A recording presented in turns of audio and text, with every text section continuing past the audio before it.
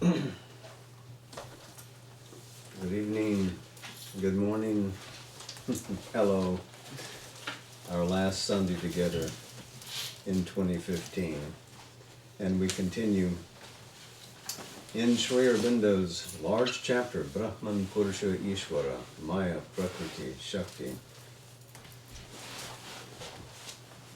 Sri Aurobindo has pointed out, utilizing the famous analogy of the elephant and the blind man, how the limited intelligence of the human and of the mind cannot take in the entirety of what is the divine reality. It grabs at a part and finds the part sufficient. The infinite consciousness, which is also an infinite will, has a grand purpose and need not act in accordance with the limitations of the mind. He said, the last sentence of the final paragraph that we covered last week, a whole knowledge must be there, and the reason must become plastic enough to look at all sides, all aspects, and seek through them for that in which they are one. So it's an invitation that he's left us with, for the mind to rise to a higher plane, to expand its boundaries, to try to take in more of the infinite potential that is the divine, and not to rest so insecurely on the appearances of the universe. So we continue now. Thus too, if we see only the aspect of self, we may concentrate on its static silence and miss the dynamic truth of the infinite. If we see only the Ishvara, we may seize the dynamic truth, but miss the eternal status and the infinite silence. Become aware of only dynamic being, dynamic consciousness, dynamic delight of being, but miss the pure existence, pure consciousness, pure bliss of being. If we concentrate on Purusha Prakriti alone, we may see only the dichotomy of soul and nature, spirit and matter, and miss their unity. In considering the action of the infinite, we have to avoid the error of the disciple who thought of himself as the Brahman, refused to obey the warning of the elephant driver to budge from the narrow path, and was taken up by the elephant's trunk and removed out of the way. You are, no doubt, the Brahman, said the master to his bewildered disciple. But why did you not obey the driver Brahman and get out of the path of the elephant Brahman? We must not commit the mistake of emphasizing one side of the truth and concluding from it or acting upon it to the exclusion of all other sides and aspects of the infinite.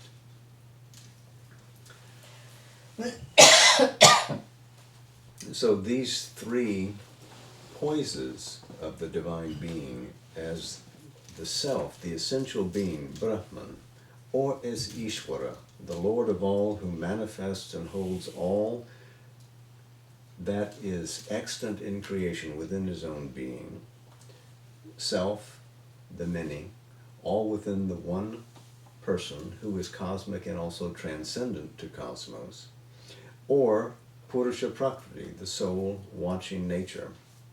All three of these are aspects of this supreme being, Satchit Ananda. None of them is alone descriptive of that. Even all three added together, Sri Aurobindo would tell us, is not fully definitive of that, because it remains free of all determinations, negative or positive. It is ever free even of its own statement that I am. Well, let us move forward. The realization, I am that, is true, but we cannot safely proceed on it unless we realize also that all is that. That all is that. So we can say, Aham Brahmasmi, I am Brahman, Brihad Aranyaka Upanishad. Or we can say, Tattvam Asi, that you are, the Chandogya Upanishad. But we must also recognize that the larger collectivity also is that same reality. If it is simply a subjective realization, then we have not got the entirety of what is in the supreme manifestation. Our self-existence is a fact, he writes, but we must also be aware of other selves, of the same self in other beings, and of that which exceeds both own self and other self. The infinite is one in a multiplicity, and its action is only seizable by a supreme reason which regards all and acts as a one awareness that observes itself in difference and respects its own differences, so that each thing and each being has its form of essential being and its form of dynamic nature, swarupa, swadharma, and all are respected in the total working. So we see here an immense balance between the one and the multiplicity which coheres within it.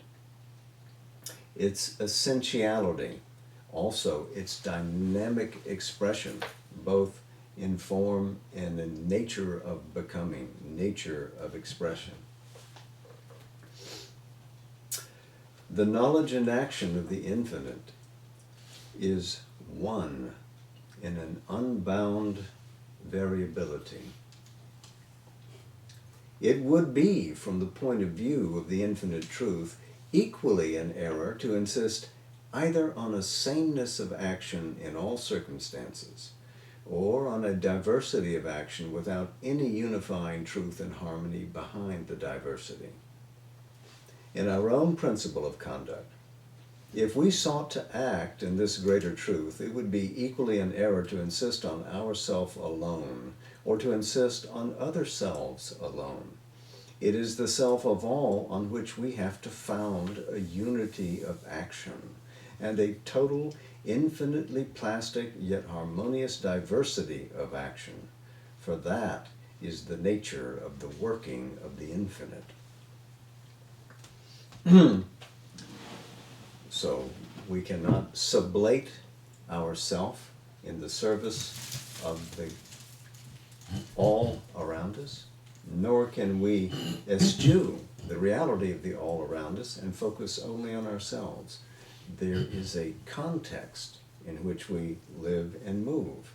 The self is an expression of a universal self, which is itself a denotation of a supreme self, which itself cannot be captured even as itself.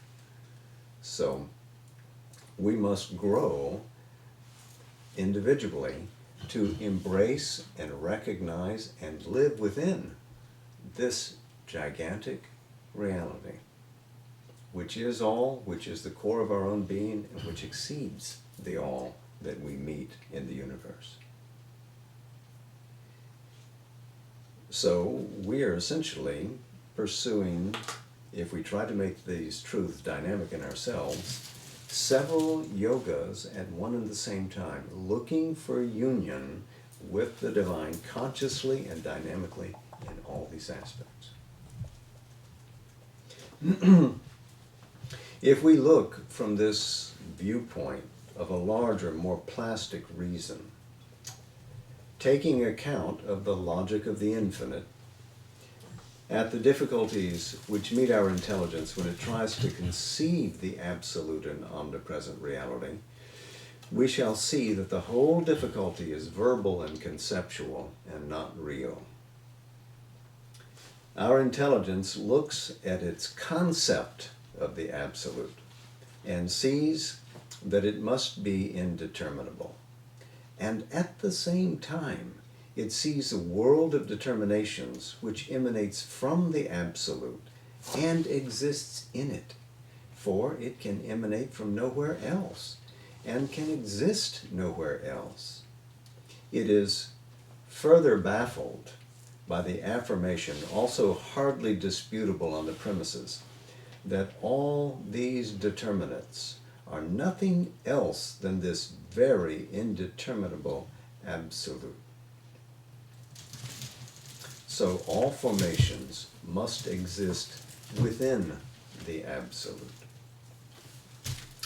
But the contradiction disappears when we understand that the indeterminability is not in its true sense negative, not an imposition of incapacity on the infinite, but positive, a freedom within itself from limitation by its own determinations, and necessarily a freedom from all external determination by anything not itself, since there is no real possibility of such a not-self coming into existence.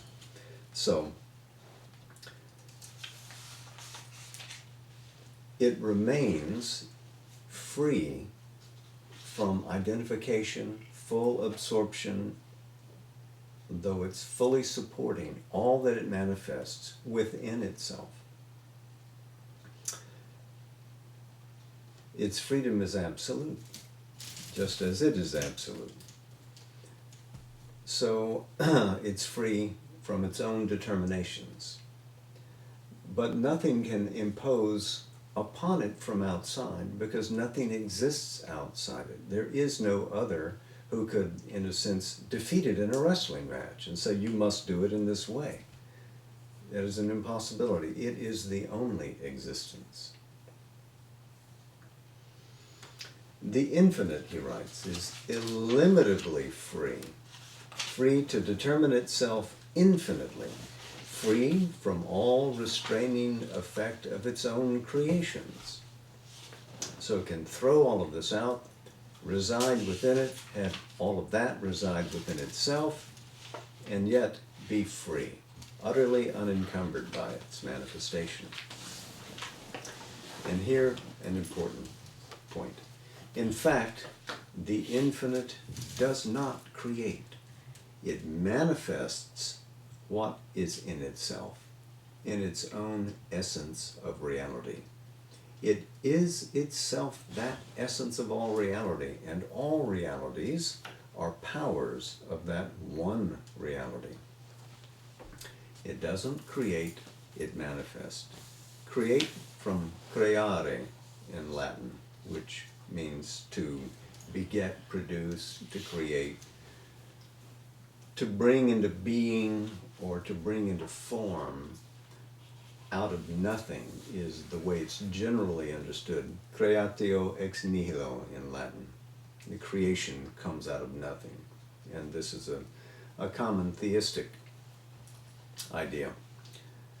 But for Sri Aurobindo, he says, no, it is not a creation. It is a manifestation.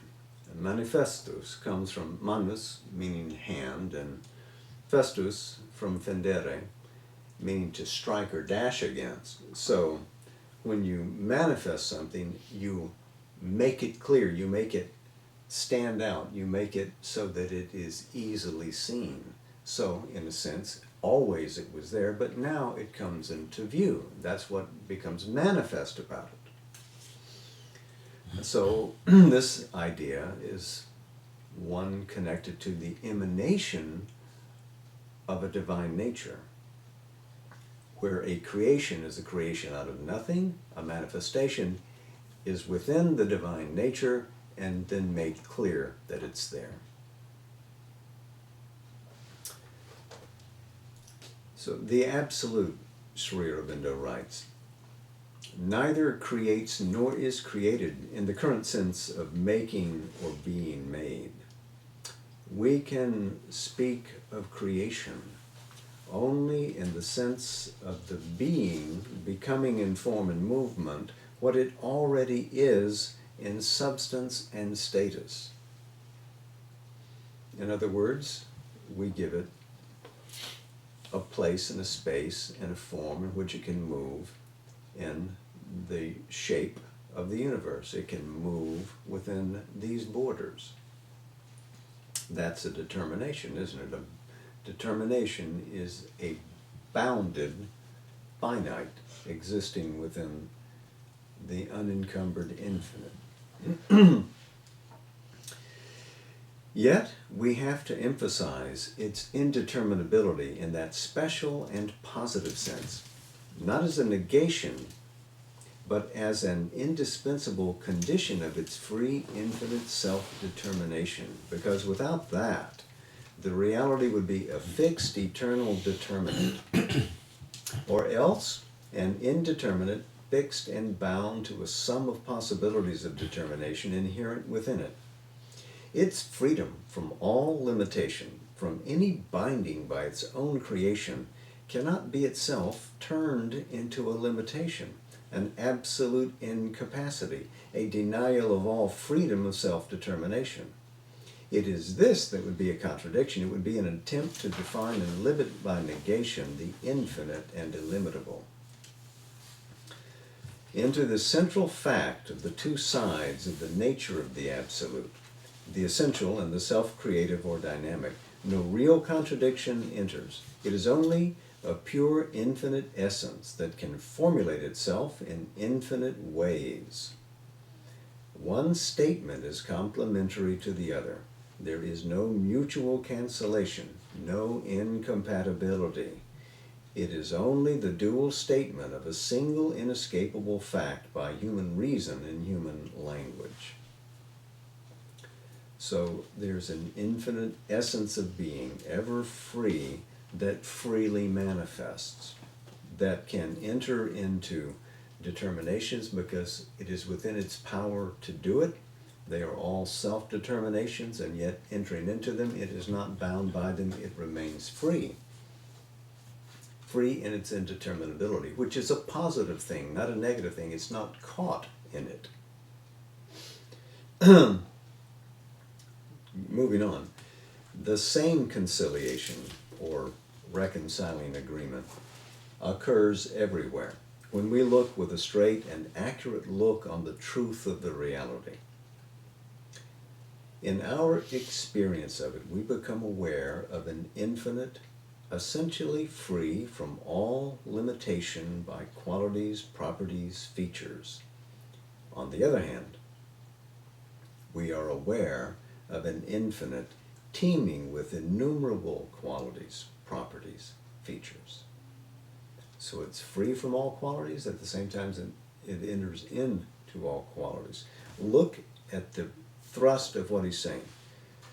A straight and accurate look on the truth of the reality. So again, he regards the universe, all that moves, as an expression of this consciousness will, is intentional, freely determined, and real. There is a truth in the manifestation. It is not elusive. Illusive, not elusive. Here again, the statement of illimitable freedom is positive, not negative. It does not negate what we see, but on the contrary, provides the indispensable condition for it. It makes possible a free and infinite self-expression in quality and feature. A quality is the character of a power of conscious being.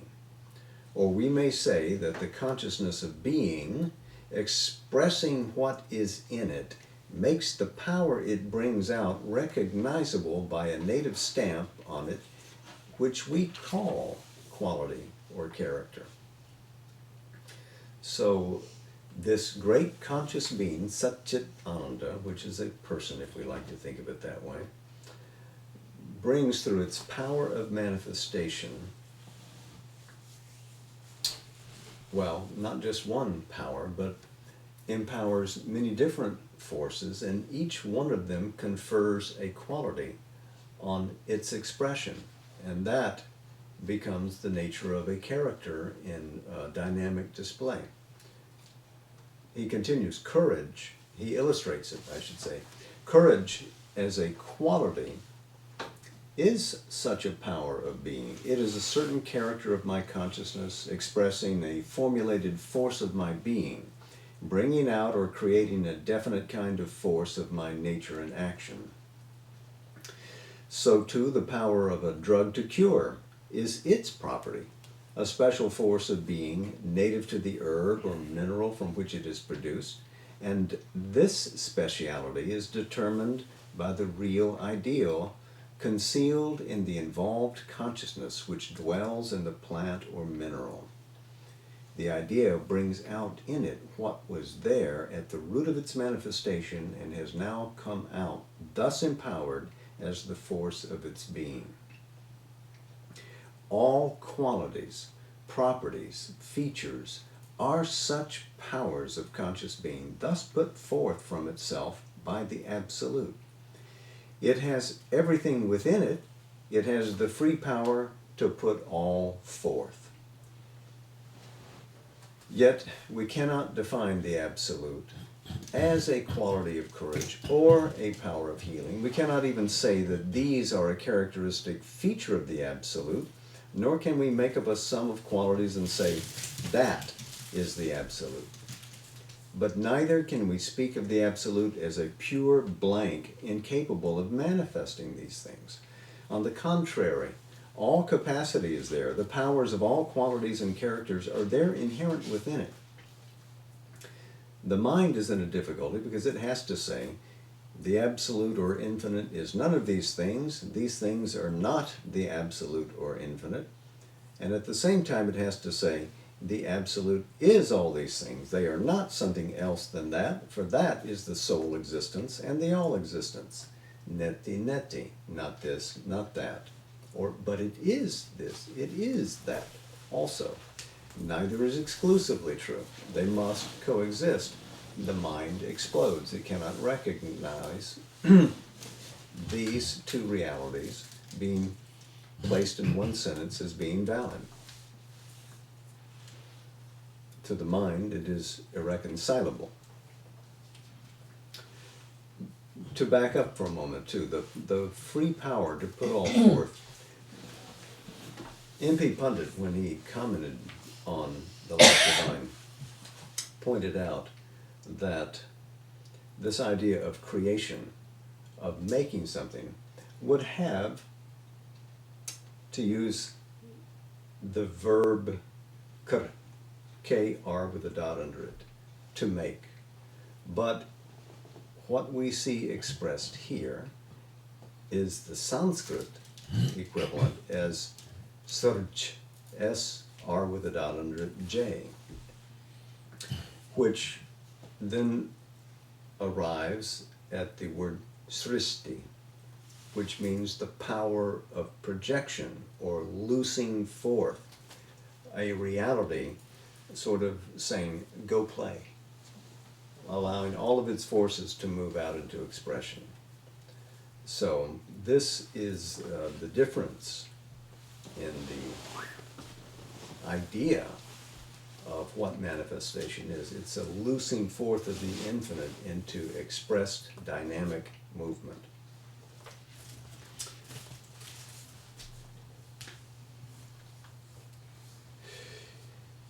Back to the Absolute is all these things. They are not something else than that, for that is the sole existence and the all existence.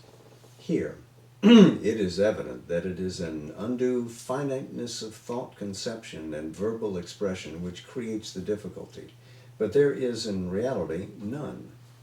In other words, it is the structure of the mental language reflecting the nature of the divided consciousness of the intellect that presents us with this contradiction. In reality, we don't really find that it obtains.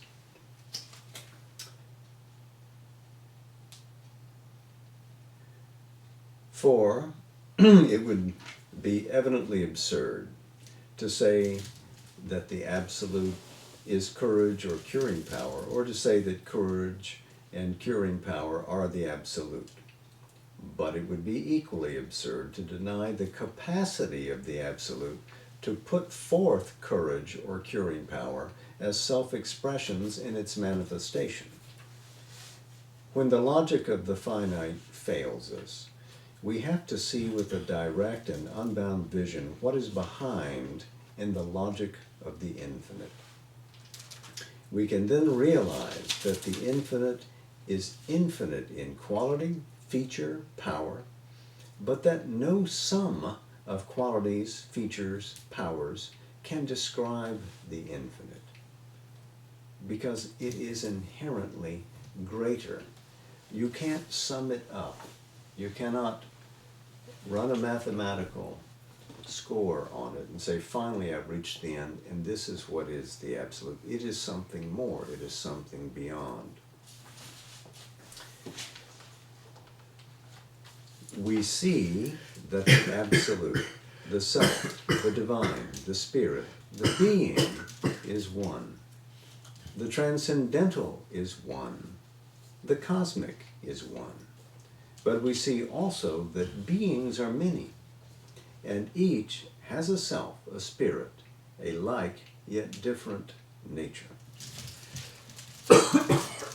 And since the spirit and essence of things is one, we are obliged to admit that all these many must be that one. And it follows that the one is or has become many. But how can the limited or relative be the absolute?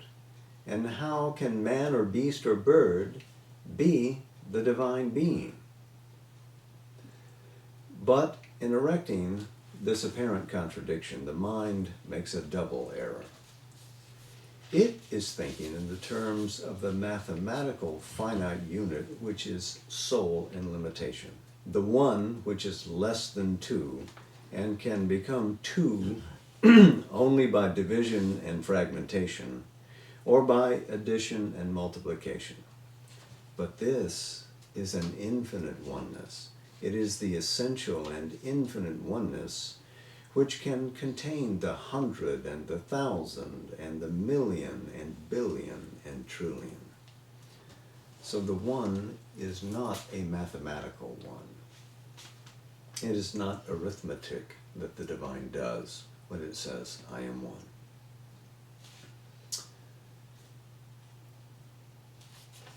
Whatever astronomic or more than astronomic figures you heap and multiply, they cannot overpass or exceed that oneness.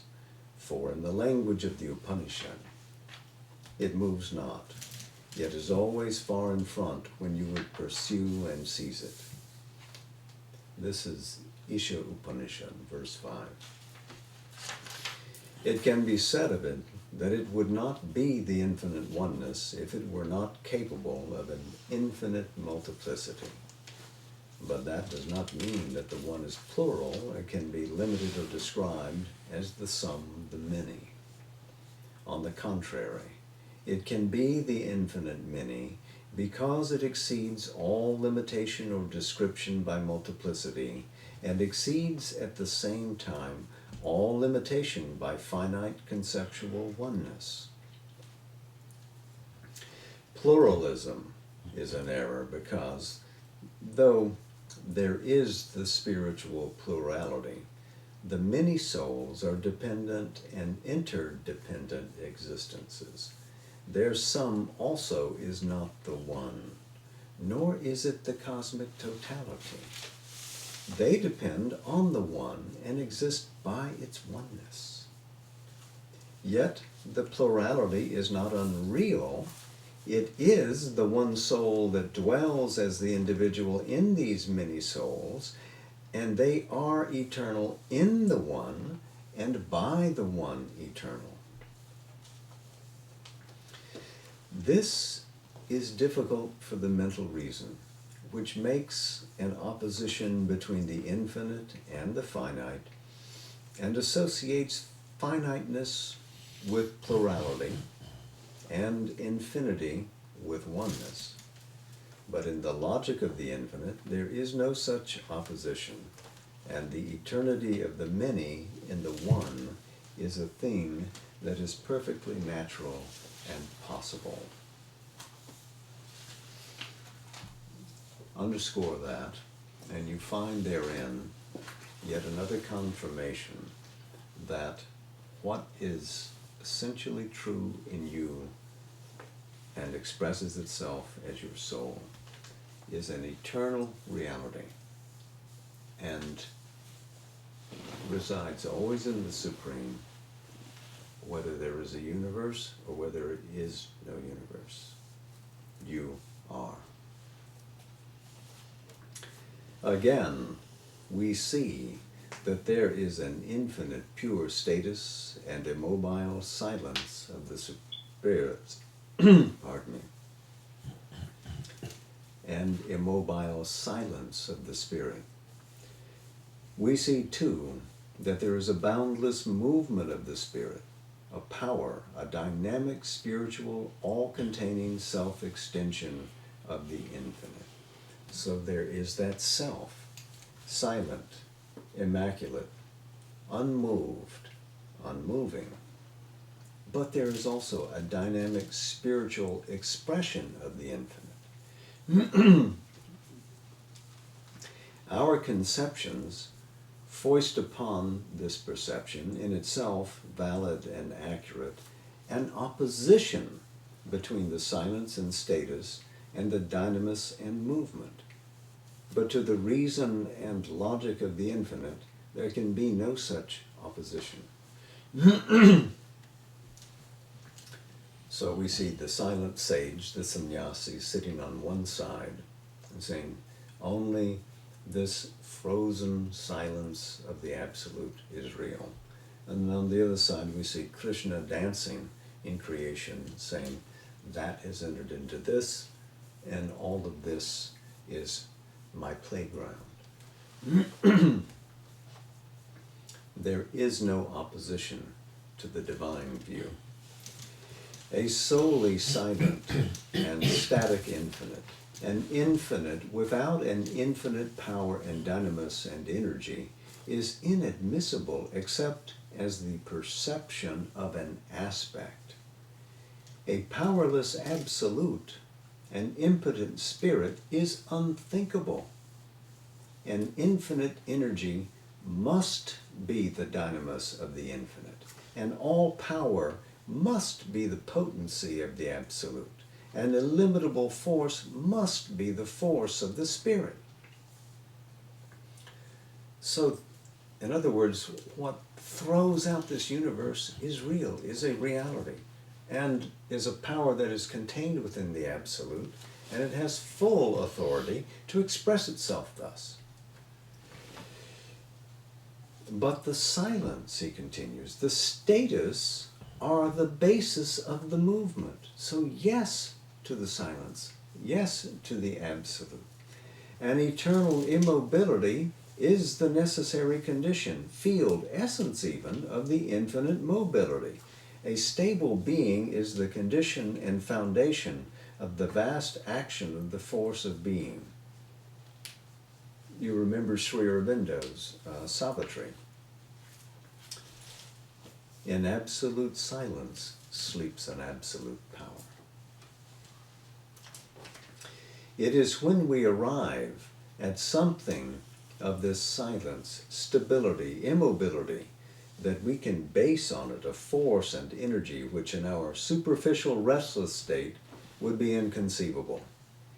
The opposition we make is mental and conceptual. In reality, the silence of the spirit and the dynamis of the spirit are complementary truths and inseparable.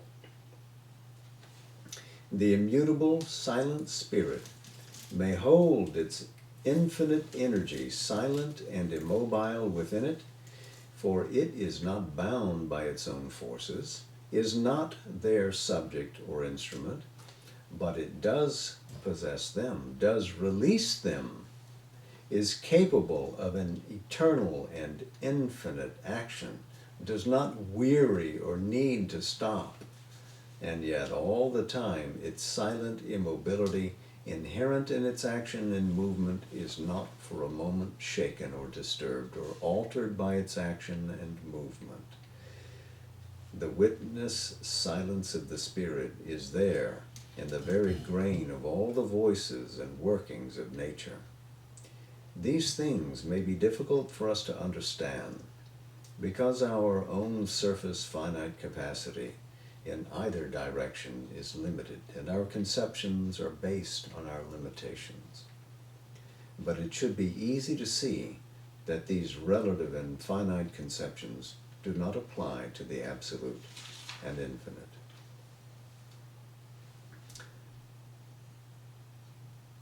Reason's logic cannot resolve or even see the vastness that contains and exceeds these contradictions. They are contradictions only to logic. And this statement of what is the view of an immutable silent spirit that can embrace and become all of this movement, and in a way that leaves the inmost being unshaken, just as when Nataraj dances, his eyes are ever closed, seated in bliss, indrawn, drawing out into expressive dance the infinite consciousness and energy that lies within him. This is echoed in the Bhagavad Gita, and this is seen as a constant fact in Sri Aurobindo's own personal experience. He was that. Like the Himalayas, he sat, and yet ever creative. He seemed to be silent, seemed to be static. His mind did not waver, and yet he writes nearly 24,000 lines of blank verse in this magnificent epic, which we are fortunate to read at the close of each of our meetings, Savitri. I think that leads me to read from Savitri. So this is our last meeting of 2015. When next we meet, it will be early January in 2016. So I wish you a bonne année in advance.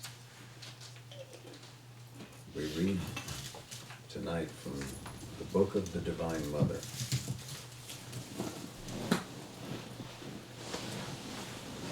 This is Canto 2 in Book 3, The Adoration of the Divine Mother, the opening section of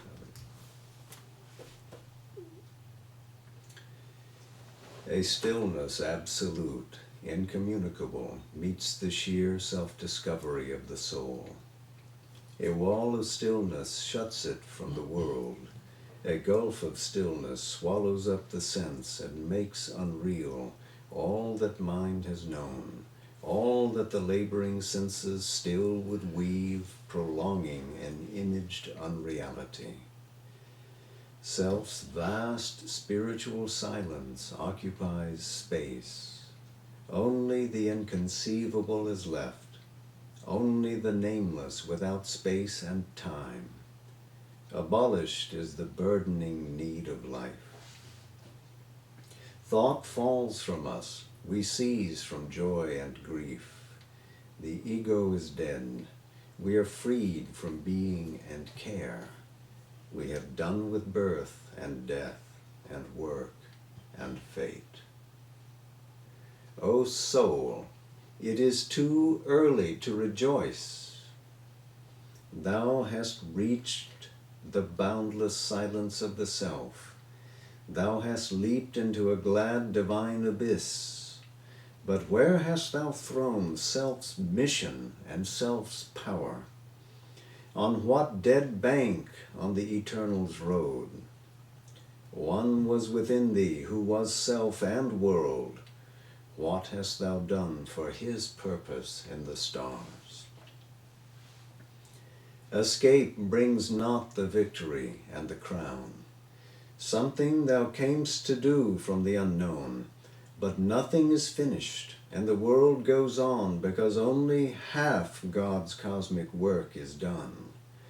Only the everlasting No is neared, and stared into thy eyes, and killed thy heart. But where is the lover's everlasting Yes, and immortality in the secret heart, the voice that chants to the Creator fire, the symboled Om, the great assenting word, the bridge between the rapture and the calm, the passion and the beauty of the bride, the chamber where the glorious enemies kiss, the smile that saves, the golden peak of things. This too is truth at the mystic fount of life. A black veil has been lifted. We have seen the mighty shadow of the omniscient Lord. But who has lifted up the veil of light, and who has seen the body of the King? The mystery of God's birth and acts remains, leaving unbroken the last chapter's seal, unsolved the riddle of the unfinished play. The cosmic player laughs within his mask, and still the last inviolate secret hides behind the human glory of a form, behind the gold eidolon of a name. A large white line has figured as a goal, but far beyond the ineffable sun tracks blaze. What seemed the source and end was a wide gate, a last bare step into eternity. An eye has opened upon timelessness. Infinity takes back the forms it gave, and through God's darkness or his naked light, his million rays return into the sun. There is a zero sign of the Supreme. Nature left nude and still uncovers God. But in her grandiose nothingness, all is there. When her strong garbs are torn away from us, the soul's ignorance is slain, but not the soul. The zero covers an immortal face. A high and blank negation is not all. A huge extinction is not God's last word, life's ultimate sense, the close of being's course, the meaning of this great mysterious world. In absolute silence sleeps an absolute power. Awaking, it can wake the trance-bound soul, and in the ray reveal the parent sun. It can make the world a vessel of Spirit's force. It can fashion in the clay God's perfect shape. To free the self is but one radiant pace. Here to fulfill himself was God's desire.